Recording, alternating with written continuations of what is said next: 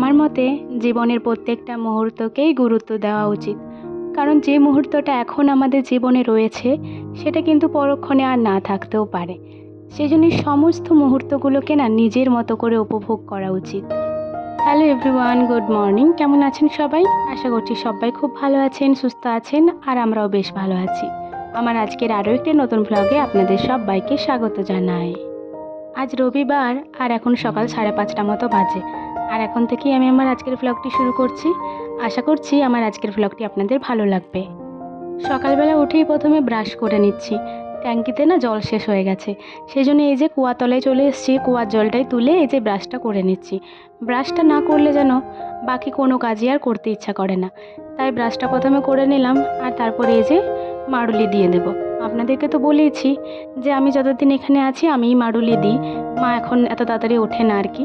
তো সেই জন্যই এই যে মাড়ুলিটা দিয়ে দিচ্ছি। আর ঠাকুর ঘরের দুয়ারে একটু জল দিয়ে দিলাম।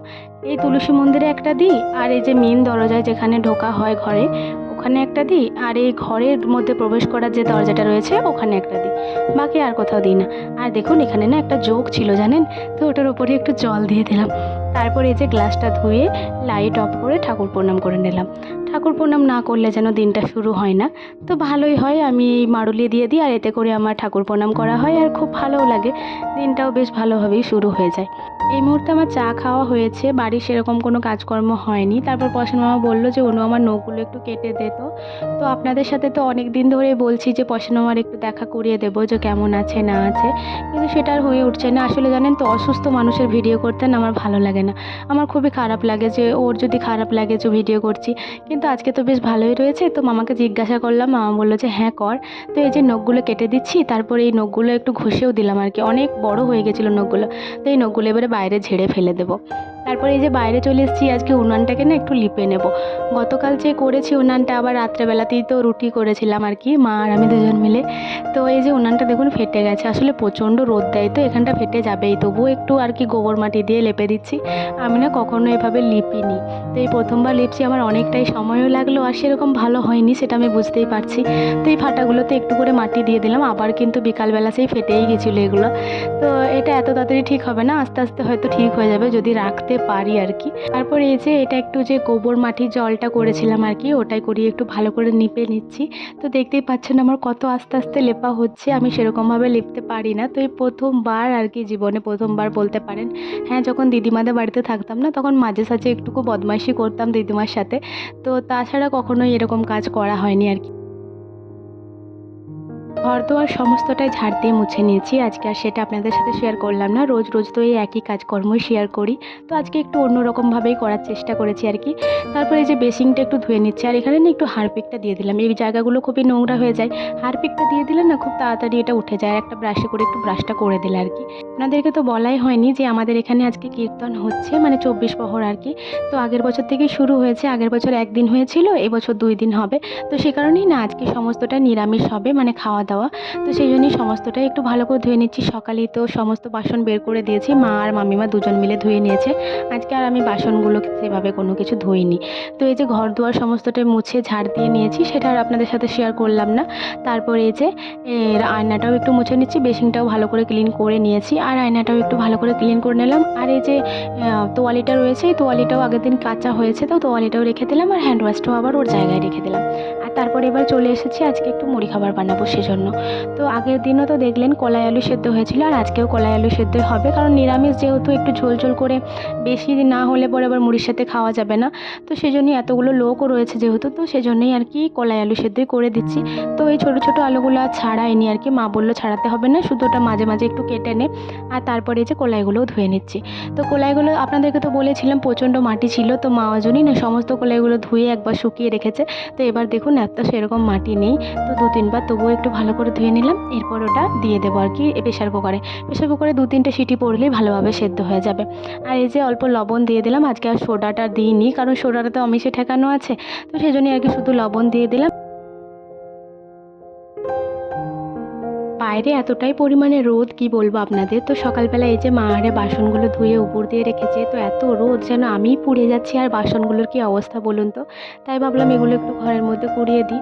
আমার সমস্ত কাজকর্ম প্রায় হয়ে গেছে, তো সেই জন্যই ওগুলো একটু ঘরের মধ্যে কুড়িয়ে দিলাম। আর মায়ের এখানে স্নান করা হয়ে গেছে, মা এবারে জল দেবে। আর তারপর মা বললো যে শসাগুলো একটু কেটে নে। তো এই যে শসাগুলো কেটে নিচ্ছি। আমি তো খাবো না, কারণ আমার ঠান্ডা লেগেছে। শসা খেলে আমার আরোই ঠান্ডা লেগে যাবে। তো মা, বাবা, ভাই এরা সবাই খাবে আর কি। মায়েরও ঠান্ডা লেগেছে, তার সত্ত্বেও জানেন মা খেয়ে নিচ্ছে। আমি মাকে বারণ করছি তার সত্ত্বেও আর কি। তো এই যে শসাগুলো কেটে নিচ্ছি। আর পশে নেওয়ার জন্য না একটু শসাটা গ্রেট করে নেব, কারণ পশে নেওয়াতে এটা চিবিয়ে চিবিয়ে খেতে পারবে না। দাঁতগুলোও তো কটা ভেঙে গেছে, দুটো তিনটে। তো সেজন্যই আর কি ওটা একটু ঘষে দেব। তো শসাটা মেখে খেলে পেটটাও ঠান্ডা থাকবে আর ভালো লাগবে। আর এই যে বুনু আমাকে গ্রেটারটা দিয়ে গেল। তো এই যে শসাটা দেখছেন, এটা একটু ছাড়িয়ে নিই, এটার এই অর্ধেকটা আর কি ঘষে দেবো। আমার আজকের ভিডিওটি এতদূর পর্যন্ত যারা যারা দেখলেন তাদেরকে আমার অসংখ্য ধন্যবাদ আর অনেক অনেক ভালোবাসা। আপনি যদি আমার এই ভিডিওটি এতদূর পর্যন্ত দেখে থাকেন তাহলে অবশ্যই একটি কমেন্ট করে দেবেন। এই যে এদিকে আমার গ্রেট করা হয়ে গেছে শসাটা। তো এবার বাকি যে শসাগুলো রয়েছে না ওগুলো একটু ধুয়ে নেব। আর যে গ্রেটারটাও রয়েছে ওটাও একটু ধুয়ে রেখে দেব। সমস্ত জিনিসটা সঙ্গে সঙ্গে ধুয়ে রেখে দেওয়া ভালো, নাহলে পরে আবার ভুলে যাওয়া হবে আর কি। আর এই গরমে আমার অবস্থা যে কী পরিমাণ খারাপ হয়েছে আপনারা হয়তো আমাকে দেখেই বুঝতে পারছেন। প্রচণ্ড ঘাম দেয় আমার, জানেন। তো খুবই খারাপ লাগছে আর খুবই কষ্ট হচ্ছে এই গরমে আর কি। আর আজকে রাত্রে আমি প্রচণ্ড পরিমাণ কষ্ট পেয়েছি। আর তারপর এই যে এখানে না আমার সেদ্ধ হয়ে গেছে, জলটা একটু বেশি হয়ে গেছিলো, সেই জন্য জলটা একটু ফেলে দিলাম। লবণ তো দেওয়াই আছে, ওই রুমে গিয়ে পরে না একটু লঙ্কা ভাজাটা মেখে নেব। আমার মা না বোতলে করে লঙ্কা ভাজা কুড়িয়ে রাখে। এই যে এই বোতলটি দেখছেন, দাঁড়ান আমি এবার দেখাই। এই যে এটার মধ্যে কুড়িয়ে রাখে। তো লঙ্কাগুলো একবারই ভেজে নেয় অনেকগুলো, তারপরে কুড়িয়ে রাখে। তো ওটার থেকে একটা লঙ্কা নিয়ে নিলাম, তো ওটা একটু মুইয়ে নিচ্ছি। আর মামিমা একটা প্লেট দিয়ে গেল, এটা পশে নেওয়ার জন্য আর বনুর জন্য তুলে রাখবে, যেহেতু পশে নেওয়া এখন ঝাল খেতে পারছে না সেরকম। তো সেজন্য ওই জন্য তুলে রাখছে। তারপর এই যে আমরা আমাদেরটাতে লঙ্কা দিয়ে দিলাম। এই মুহূর্তে অনেকটাই সময় পার করে ফেলেছি, এখন প্রায় রাতের দিকে, মানে 8টা মতো বাজে। তো মা দেখুন এই গরমে লুচি আর ঘুগনি রান্না করছে। তো আজকে তো নিরামিষ, সেজন্যই আর কি লুচি বানাচ্ছে, সেরকমভাবে আর কিছু হয়নি। আর আমাদের বাড়িতে সবাই আপনাদেরকে তো বলেছি যে আটা ময়দা এগুলো খেতে খুবই ভালোবাসে। তো সে কারণেই আর মা আমাকে বলছিল যে আয় একটু টেস্ট করে যা। তো এই যে আমি একটা লুচি নিয়েছি আর একটু ঘুগনি মা আমাকে দিয়ে দিল। সত্যি বলছি এই 1 মিনিট দাঁড়িয়ে থাকতে যে আমার কী পরিমাণ গরম লাগছিল, আমি শুধু ভাবছি যে মা যে কী করে এত কষ্ট করে রান্না করছে।